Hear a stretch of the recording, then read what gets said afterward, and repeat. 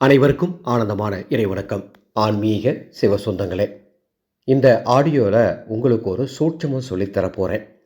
இந்த சூட்சமத்தை யார் ஒருவர் நம்பிக்கையோடு செய்கின்றாரோ, நடக்குமா நடக்காதா அப்படின்னு சிந்திக்காம பக்தியோடு செய்கின்றாரோ அவங்களுக்கு நீண்ட நாள் ஆசைகள் ஈசன் அருளால் நிறைவேறும். என்ன செய்யணும் தெரியுமா? சிவன் கோயிலுக்கு போய் சாமி தரிசனம் பார்க்கணும். எந்த நாளில்? திங்கக்கிழமையில். ஏதாவது ஒரு திங்கக்கிழமையில் ராகு கால நேரத்தில் சிவன் ஆலயத்தில் தரிசனம் செய்து ராகு காலம் முடிந்த பிறகு அந்த ஆலயத்திலேருந்து வெளியே வரணும்.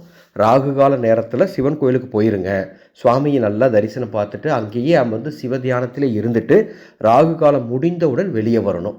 நிச்சயம் உங்களது கோரிக்கை நிறைவேறும். அந்த ஆலயத்தில் அமர்ந்து இருக்கும் பொழுது உங்கள் கோரிக்கைகள் மட்டும் மனதில் இருக்கணும், ஈஸ்வரனுடைய நினைவு மட்டும்தான் மனதில் இருக்கணும். முயற்சி பண்ணி பாருங்கள், கண்டிப்பாக நல்ல ரிசல்ட் இருக்கும். அன்பு சொந்தங்களே, ஒரு தகவல்.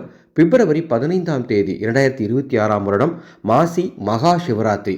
நீங்கள் வீட்டில் இருந்தபடியே சிவத்துடன் இணைந்திருக்க 4 ஜாமங்கள் எளிமையாக பூஜை செய்ய அன்று நள்ளிரவு 12 மணிக்கு உங்கள் குடும்பத்தின் பிரார்த்தனையை சிவனிடத்தில் ருத்ர ஹோமத்தில் சமர்ப்பிக்க கண்டகி சிவ சாலிகிராம் பிரசாதம் பெற வாருங்கள். மகா சிவராத்திரி வாட்ஸ்அப் குழுவுக்கு, இந்த ஆண்டுக்கான குழுவுக்கு பதிவு தொடங்கிருச்சு.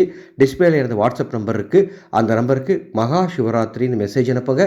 அதனுடைய பதிவு விவரங்கள் தருகின்றேன். ஆனந்தம் மலரட்டும், ஆனந்த ஒளி பரவட்டும்.